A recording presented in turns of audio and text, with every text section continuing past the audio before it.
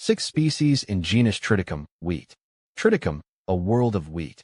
As a plant enthusiast, I've always been fascinated by the diversity of the natural world. One genus that particularly piques my interest is Triticum, more commonly known as wheat. This genus of grasses, belonging to the Poaceae family, holds immense significance for humanity, being a staple food source for billions across the globe. The significance of Triticum. Wheat, a cornerstone of human civilization, has been cultivated for millennia. Its grains, packed with carbohydrates and protein, are ground into flour to produce bread, pasta, and countless other culinary delights. The impact of Triticum on our history, culture, and diet is undeniable. From the Fertile Crescent of ancient Mesopotamia to the vast fields of modern agriculture, wheat cultivation has shaped landscapes and societies. Delving into diversity, Triticum species. The genus Triticum encompasses a diverse array of species, each with unique characteristics and uses. Here are Triticum aestivum, commonly known as bread wheat. Triticum aestivum is the most widely cultivated wheat species globally, used primarily for bread, pasta, and other staple foods. This hexaploid wheat has a soft and adaptable grain, making it suitable for diverse environments and a major staple in food systems worldwide. Its genetic versatility has allowed for extensive breeding to enhance yield, disease resistance, and nutritional quality, making it central to global food security. Triticum monococcum, also called einkorn wheat. Triticum monococcum is one of the earliest domesticated wheat species, dating back around 10,000 years. This diploid wheat has smaller seeds and is high in nutrients, with a distinctive, slightly nutty flavor that makes it popular among heritage grain enthusiasts. Although it fell out of favor due to lower yields compared to modern wheat, einkorn is now appreciated for its rustic qualities and resistance to certain diseases, fitting well in sustainable and organic farming. Triticum timophevii. Triticum timophevii, known as Timopheves wheat, is a tetraploid species that originated in the Caucasus region.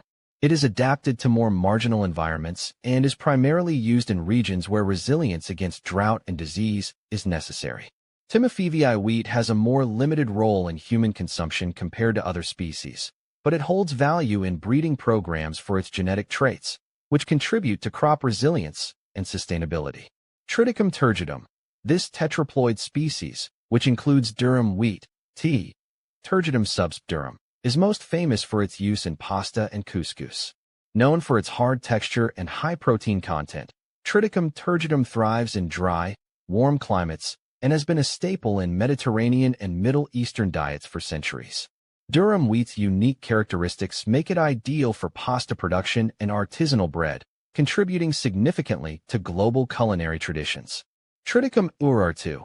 Triticum urartu is a wild diploid wheat species native to the Fertile Crescent, believed to be one of the progenitors of modern tetraploid and hexaploid wheat species. While it is not cultivated for direct human consumption, its genetic material has been invaluable in understanding wheat evolution and improving modern wheat varieties. T. urartu is particularly valued in breeding programs for its disease resistance and adaptability to harsh environments. Triticum times Zhukovsky. This hexaploid species, often referred to as Zhukovsky wheat, is a naturally occurring hybrid of Triticum timophevii and Triticum monococcum. Found primarily in the Caucasus region, Triticum times Zhukovsky is rare and not widely cultivated, but is studied for its unique genetics and hybrid vigor. Its adaptability to different climates and genetic diversity make it an asset in breeding research, especially in efforts to improve disease resistance and environmental resilience in wheat crops. The botany of wheat. Wheat plants are characterized by their slender, upright stems and long, narrow leaves.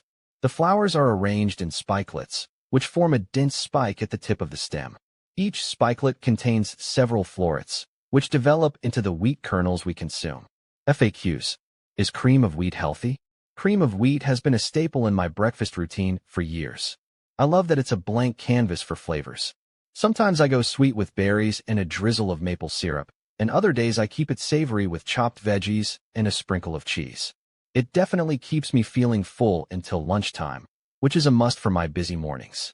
I know it's fortified with iron and vitamins, but honestly, what keeps me coming back for more is that warm, comforting taste. It reminds me of cozy mornings at home as a kid. How to make cream of wheat. I swear, making cream of wheat is almost foolproof. I usually use a mix of milk and water for a creamier taste. I heat that up in a saucepan until it's just starting to bubble, then slowly whisk in the cream of wheat.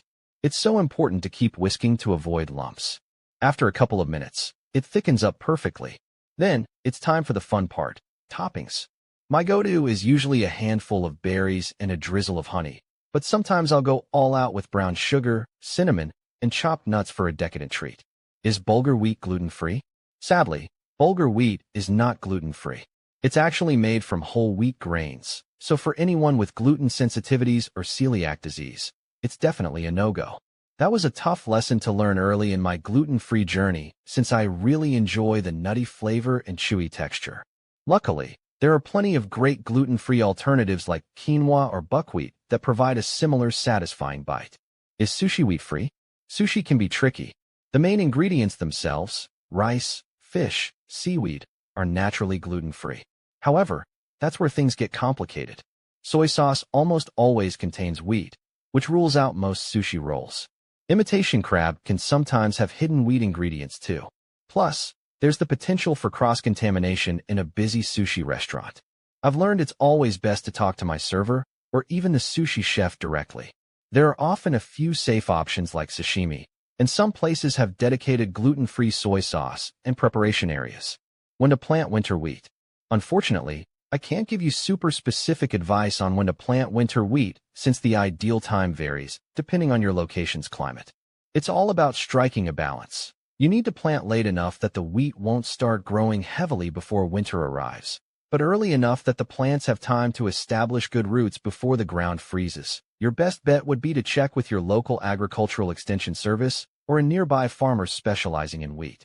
They'll have the most up-to-date and reliable guidelines for the area. Are soba noodles wheat-free? Soba noodles can be a bit confusing. Traditionally, pure soba noodles are made with buckwheat, which is naturally gluten-free and has a lovely earthy flavor. However, these days, many soba noodles you find at the store are a mixture of buckwheat and wheat flour. That makes them a no-go for me since I try to maintain a gluten-free diet.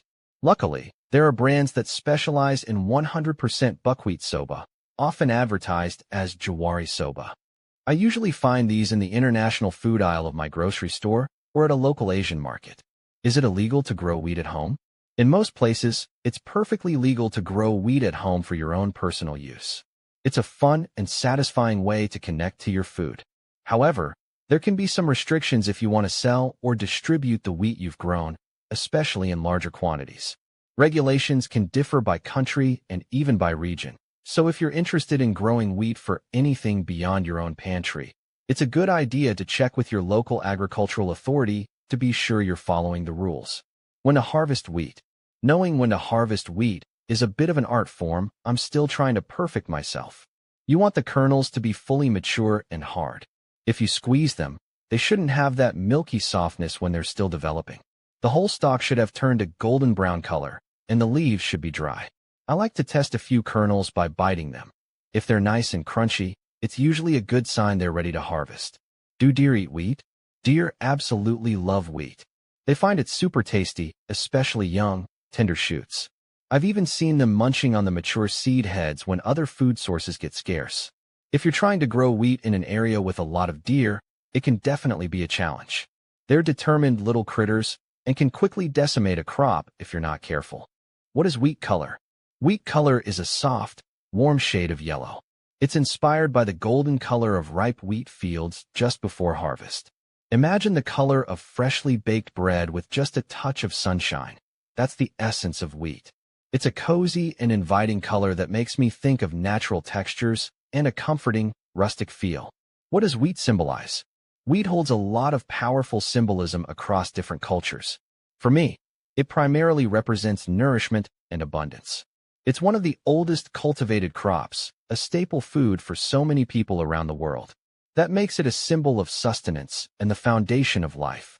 Wheat also represents the cycle of seasons, the planting, the growth, the harvest, mirroring our own cycle of growth and renewal.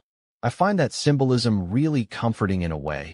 It makes me feel connected to something larger than myself. Do cows eat wheat? Cows can eat wheat, but it's not a natural part of their diet. In a pinch, wheat can offer them energy and nutrients. However, it needs to be introduced very carefully. Their stomachs are designed primarily for grasses and roughage, so too much wheat too quickly can make them really sick. Farmers sometimes use wheat as a supplement for cows, but only in small amounts and always mixed with other feed to keep their digestion balanced. What animals eat wheat? Lots of animals love to munch on wheat. It's a tasty and accessible food source for them. Livestock.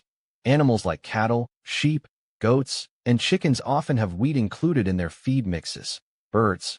All sorts of birds, from wild ones like sparrows and pigeons to domesticated ones like chickens, enjoy pecking at wheat kernels. Rodents.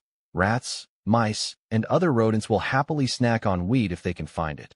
Deer. Wheat, especially young shoots, are a real treat for deer. Of course, wheat shouldn't be the only thing these animals eat, but it can play a role in their diet.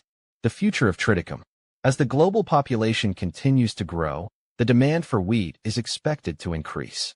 Researchers are constantly working to improve wheat varieties, focusing on yield, disease resistance, and nutritional content.